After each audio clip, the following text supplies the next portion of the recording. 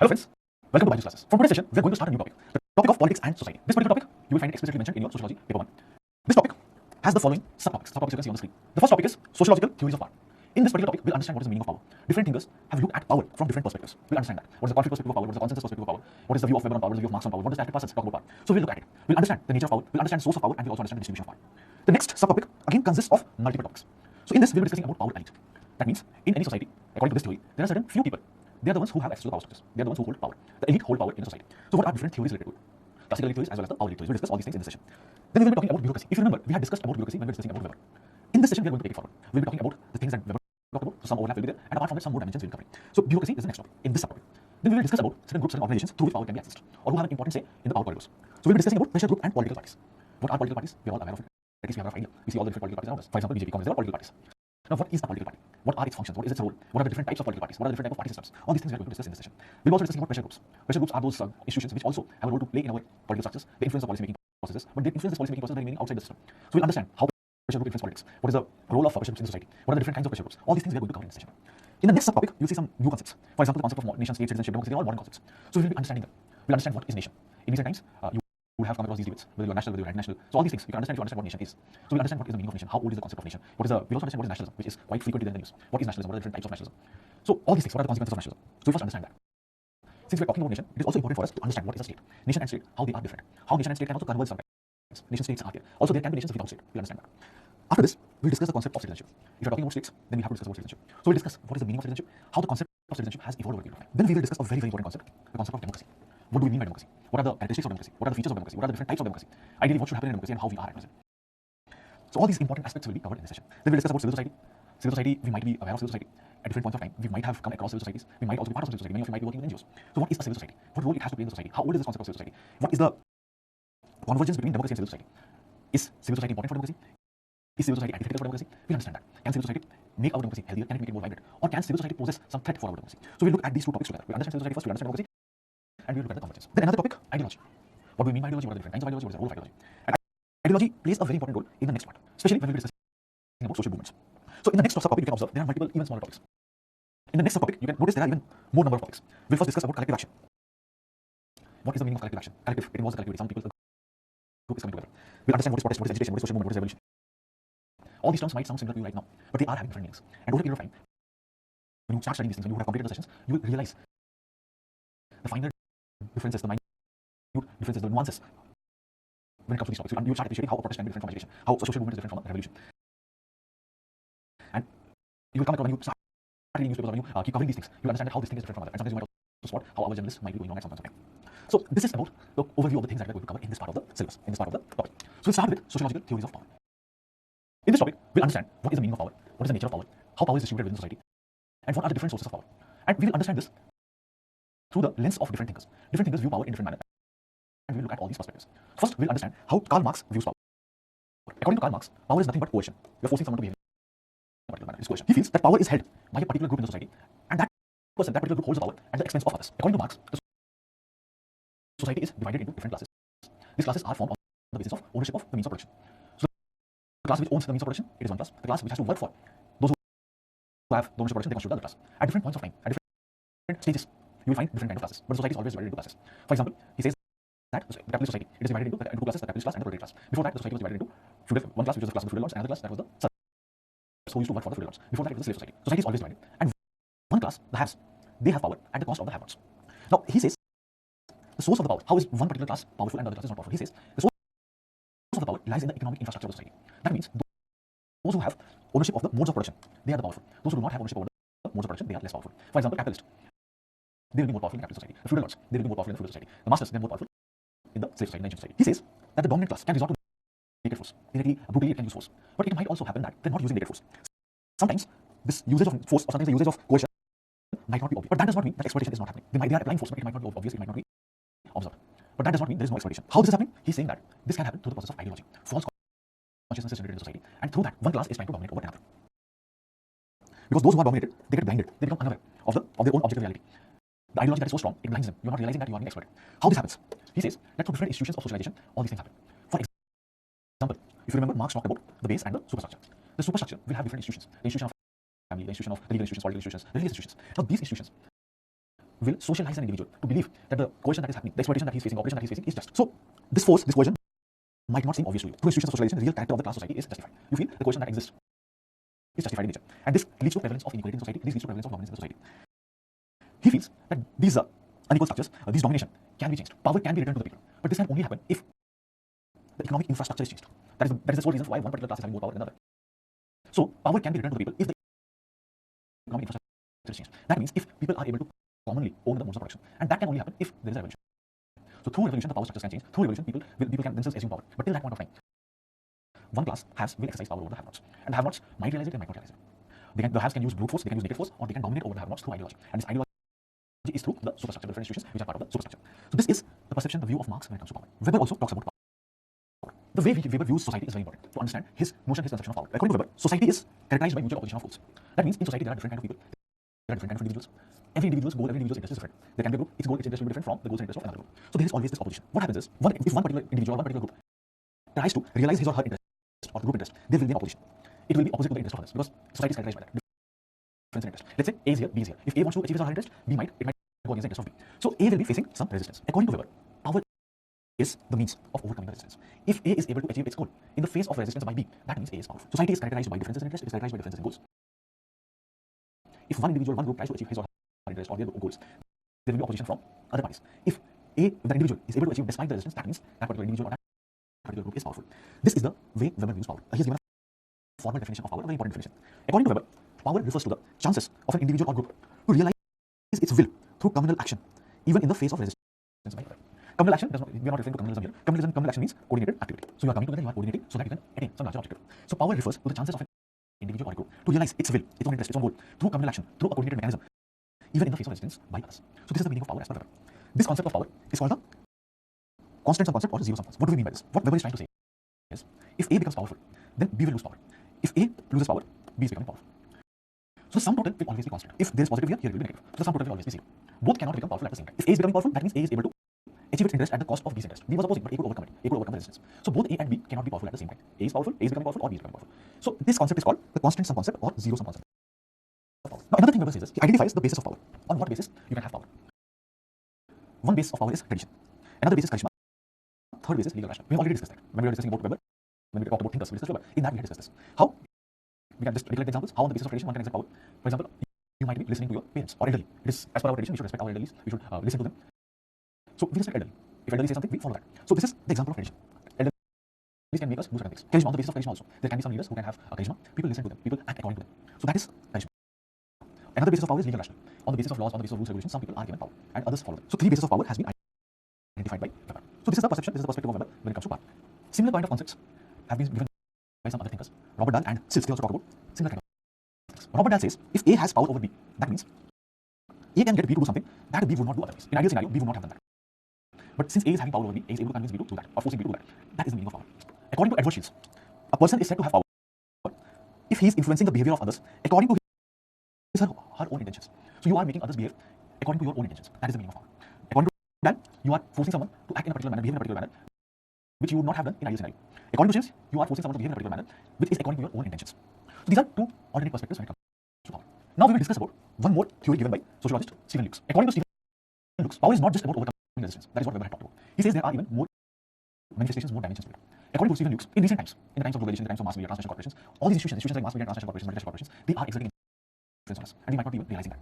So he identifies different bases of power, and he also gives a definition of power. He says that we are being increasingly impacted by mass media and transnational corporations. Power is exercised by them. He says power of an individual, let's say power of an individual A over B. The meaning of this is when A can affect B's behavior either by coercion or by preventing them or by shaping their behavior according to A's interest. So A is shaping B's behavior according to his own interest. All these are clubbed together. He says power can be found in, or power can be manifested in three ways. The first is decision making. You are influencing the process of decision making. That way, power is manifested. If let's say I am forcing you to take decision in a particular manner, that means I am powerful. I exert power on you. But it is not always about decision making. Non-decision making also reflects power. What can happen is I might prevent a particular decision from taking place. That is also being powerful. For example, business organizations, they might set the agenda, and whatever agenda they have set, from that government might decide. Let's say these are all the issues that are there in the society. But the corporates are so powerful, the capitalists are so powerful. What they will do, they will set an agenda, which will be the subset of all the issues. And government will take a decision from this. It is completely missing out on this part. Because this part would have impacted the corporates. So that is the reason they have chosen a particular area which does not impact them. and they will be forcing the government to decide on those issues only. So here what is happening? There is no decision being taken on this part. Decisions are restricted here. So non-decision making is also one of the manifestations of power. If you are powerful, you can impact this. Another way by which power is manifested is through conditioning of minds, through shaping of desires. Mass media, for example, it can influence our decisions. We might be behaving in a particular manner. We might be getting influenced at the subconscious level. So that is the power of mass media. You are influencing someone's decision without making any formal decision. A formal decision is not required, but you are influencing the decision of an individual. For example, at some subconscious level, you might get impacted by some corporates through advertisements. Whenever there is this advertisement of McDonald's, there will be a tagline, I'm loving it. At the level of subconsciousness, you might get impacted. The way Coca-Cola has advertised itself, they have tried to relate it with happiness. So you get impacted. Cola might not be something which is required for the body, but you consume Coca-Cola or soft drinks. So indirectly, our brains are also being shaped. Our desires are also being shaped. Our minds are getting conditioned. That is also a kind of power. Many of the MNCs to mass media, they try to influence us. So Stephen looks at these dimensions as well. He's not restricting himself to what Weber said. Weber said it is only about overcoming resistance. He's saying no, there are other dimensions as well, not just resistance. For example, conditioning of mind, shaping of desires is a continuous process all the time. It keeps on happening, not one-off incident. So this is the concept given by Stephen Lukes. Now we will look at the theory given by Talcott Parsons. Talcott Parsons' approach is a little different. Functionalist perspective. According to Talcott Parsons, every society should have some value consensus. We already know this. We had discussed Talcott Parsons in detail. He talked about it. That there has to be some value consensus in the society. And he is assuming that every society has value consensus. Most societies have value consensus. According to Parsons, the power lies at the level of the society. Not just at the level of the individual, it is a society which has power. So he feels that power is the general ability of a community to achieve commonly shared goals. A commitment to which has been made to public policy. What is the meaning here? He feels in the society there is some common value consensus. There are some commonly desired goals. Power means that the society's ability to achieve those commonly desired goals increases. For example, let's take the example of India. Now in India, at one point of time, we did not have sufficient food, but we ushered in green revolution. As a consequence of green revolution, the capacity of food production increased significantly. The productivity also increased. So we became self-sufficient when it comes to food. So the ability of the entire society, Indian society, increased gradually. That means India became more powerful. Similarly, white revolution can be another example. Or our acquiring nuclear weapons can be another example. As a society, we are becoming more secure. That is also one of the commonly desired goals. So ability of the society, ability of the community to achieve some commonly shared goals. If it is increasing, that means we are becoming more powerful. How it is important from the notion of Weber, from the notion of Marx. According to Weber, one person becomes powerful, the other one loses power. Marx, power is exercised by one community at the cost of others. So those notions were the conflict theory of power, the conflict theory of power. According to Parsons, the entire society can become powerful at the same time. This notion of power is called the consensus view of power, and it also means that power is variable. According to Weber, power was constant, zero-sum concept of power, concept of power. But for Parsons, power is variable. At some point of time, we are not that powerful. Indian society was not that powerful. Now we are more powerful. We are recognized world over. So power is variable according to Parsons. According to Parsons, society itself cannot exert power, but within society there can be some positions which can be functionally more important than others. Power is exercised through these positions. For example, in a society, those who are holding the political positions, these positions are functionally more important. The politicians, the prime minister, the cabinet, they will be more important. They are responsible for holding the country together. The military general, the army general, he also holds a very important position. His position is functionally important. He commands the army, who protects, who secures the entire society. So certain positions in the society are functionally more important. Power is exercised through these positions. That is what he talks about. Example, how power is variable over a period of time. If the technology levels of a community improves, ability to achieve the common goals increases. So this is the view of Talcott Parsons when it comes to power. Power is at the level of the society, not at the level of an individual. It is variable. He talks about the consensus view of power, how power can change over time. There is some value consensus. Commonly desired goals are there. If you are able to improve your capability when it comes to achieving these commonly shared goals, you are more powerful. So this is Parsons when it comes to power. Michael Mann, he tries to synthesize both these conflicts that are there. Conflict view of power and consensus view of power. According to Michael Mann, societies are constituted of multiple overlapping, intersecting socio-spatial networks of power. So multiple bases of power is there in the society. He says power distribution is complex. It is in the form of different networks exercising different amounts of power. There are different structures, different networks who influence different kinds of power. And he feels power is the ability to pursue and attain goals through the mastery of the environment. And when he says environment, he refers to social and natural environment. Now we will understand what he is trying to say, how he is classifying power. He says that power may be located either at the level of the individual or at the level of the group. If the power is located at the level of the individual, it is called distributional power. If the power is located at the level of the collectivity, at the level of the group, it is called collective power. For example, the colonial rulers, colonial powers, how they were influencing and how they were building colonies. For example, Britain ruling over India for a very long time. That can be an example of collective power. Another way you can look at power is whether it is exercised as extensive power or it is exercised as intensive power. Now, what is the meaning of extensive power and what is the meaning of intensive power? Extensive power means the ability to organize a large number of people, and who are spread in different parts, far from territories, and you are ensuring some minimum stable level of cooperation. That is called extensive power. Intensive power means you are able to organize tightly. You are able to command a high level of mobilization commitment from participants. That is intensive power. Extensive power, large number of people who are spread across different areas, and you have to ensure minimum level of cooperation. Just think like this: you have the subway outlets, subway, the food that you consume on McDonald's. All over the world, you have these outlets, and they try to manage similar kind of standards throughout the world. So just think about it: the power of the CEO of these outlets, how he has been able to influence people all over the world to ensure the similar kind of standards throughout. So minimum standards have been attained, and It has been throughout territories in India, in different parts of Asia, in different parts of North America, South America, Australia, everywhere. You'll have some outlets, and there is similar kind of quality control. Intensive power, very strong commitment is ensured. The organization is very tight. You command a high level of regulation. This kind of power you will see among certain closed religious groups or terrorist organizations. They will find they're all committed for the cause. They're even ready to give up their life for the cause. The leader of these particular organizations have that kind of command that those who are under them, they will give up their life for that particular cause. So that is called intensive power. Power can be authoritative, power can be diffused. When I say authoritative, it means that authoritative power involves conscious and deliberate commands. That means there is one particular group who has the right to give powers. It is recognized. And then there is another group who feels that it is their duty to obey to these commands. So that kind of power structure is called authoritative. For example, in the armed forces, those who are the officers, it is their right to give commands to their subordinates. And the subordinates also recognize the fact that these higher ups, they can order us, they can give us commands, and it is their duty to fulfill these commands. Now, another kind of power is diffuse power. This kind of power is exercised in a spontaneous manner. No command might be issued for exercising this. For example, the way mass media controls us. They are not issuing any command, but we get influenced by it. Every day we are reading newspaper, we are watching news channels, and at a subconscious level, we might be getting impacted. Our spending patterns, our choices might be getting impacted. In fact, our political choices might also be getting impacted. The way Twitter, Facebook, they are also customizing the content that you get. You might get impacted because of that. So these are the different types of power as per Michael Mann. Michael Mann also talks about the different sources of power. For example, he says that those who have control of productive resources, they have economic power. Similar kind of notion was there in the Marxian perspective as well. Those who own the means of production, those who control the means of production, they are powerful. Then he says that those who hold the political office or those who control over a political organization, they also have power. They have the political power. For example, the head of a political party, that person also has political power. Amit Shah is not part of the government. Sonia Gandhi was also not part of the government, but they had control over the political organization, so they had power. Those who hold a state office, they are also powerful. For example, the prime minister of the country, the chief minister of the state, a district magistrate, they also have power. Those who control means of violence, those who have control over the means of violence, they are also powerful. They can unleash violence. How much violence can you unleash on your enemy? That also decides your power. Another kind of power is ideological power. Who controls ideas? They are also powerful. People can control ideas and they can make you act according to that. So ideological power is also very important. So according to Michael Mann, these are the different sources. If you have these things, if you have control over violence, if you have control over ideas, if you are holding any political office or a state office, political organization or state office, or you are controlling the political resources, you are powerful. Giddens, he also talks about power. He basically talks about two concepts. He talks about the broad conception of power and he talks about the narrow sum definition. His broad conception of power is a variable sum concept of power, that power can change over time. What he means to say is power is the transformative capacity of human agency. If you are able to transform society, you are powerful. So this is a variable concept because over a period of time you are transforming.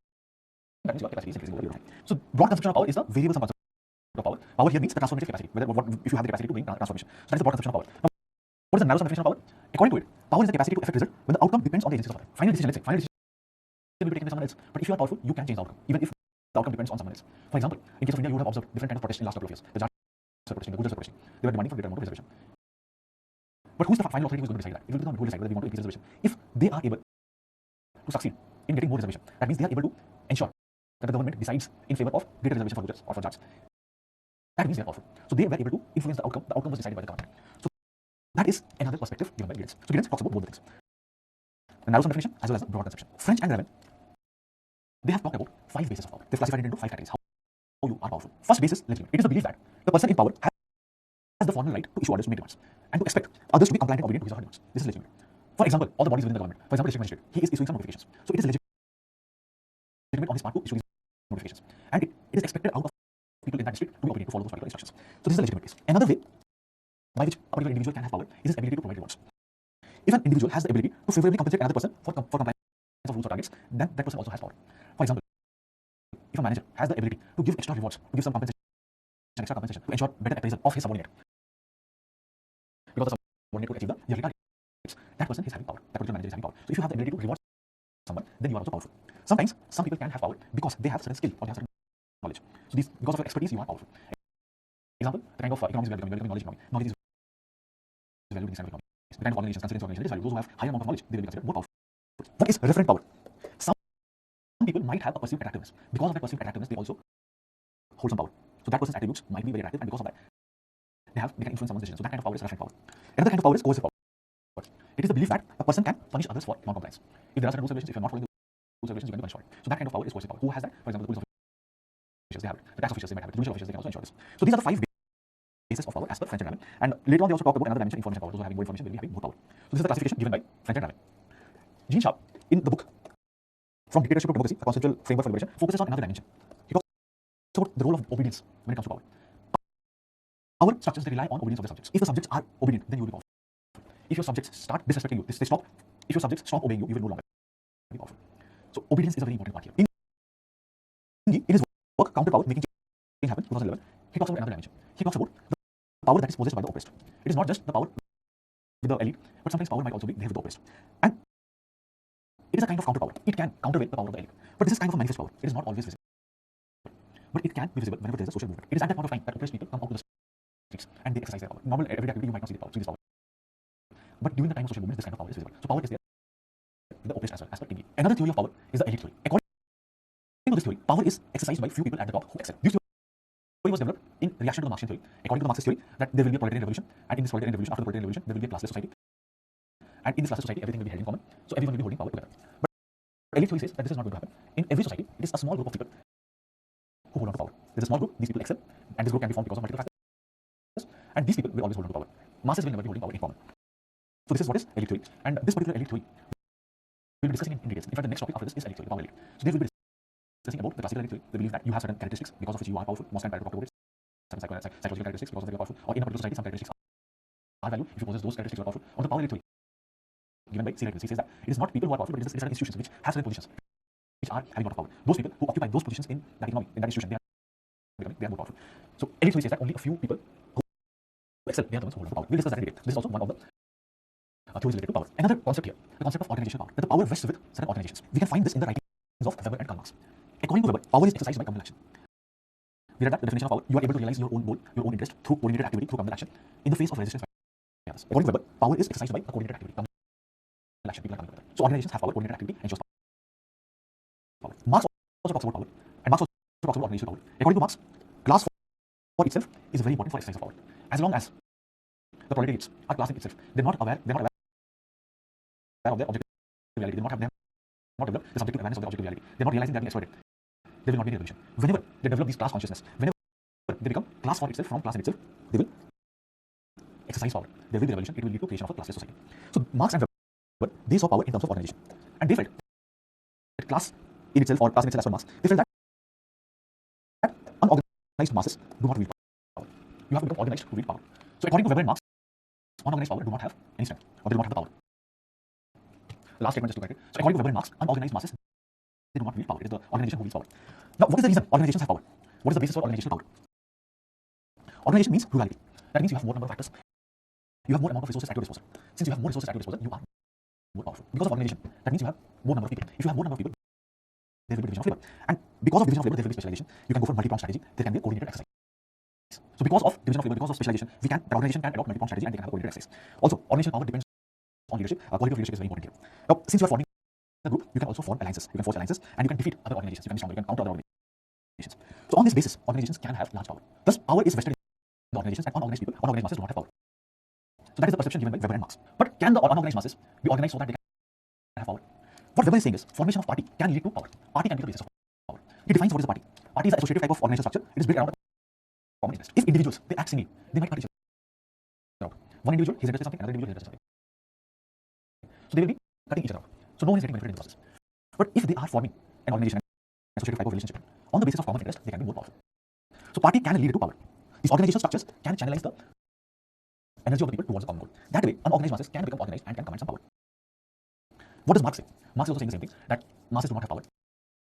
Class in itself is not powerful. It will not be successful. Only when they are developing a subjective awareness of the objective reality, they will become a class for itself, and then they will fight for their own interest and they will capture power. So unorganized masses are powerless. In modern industrial societies, there is what has happened over a period of time. There is decomposition of capital. That means previously one owner was there and he used to hold that he was the owner of the entire setup. But now what is happening is the capital is getting decomposed. That means many of these companies, they are in the stock market. So owners, again, you for any organization, there will be multiple owners. Sometimes those who are working in a particular corporate, they are also owners. So capital has become decomposed. So possibility of formation of class for itself has decreased. This is something which we have already discussed when we discussed about Karl Marx. We have discussed about all the different dimensions, how decomposition of capital, decomposition of labor is taking place, how conflict resolution, or that we are having socialized mechanism. So unorganized masses do not have power as per Weber and Marx.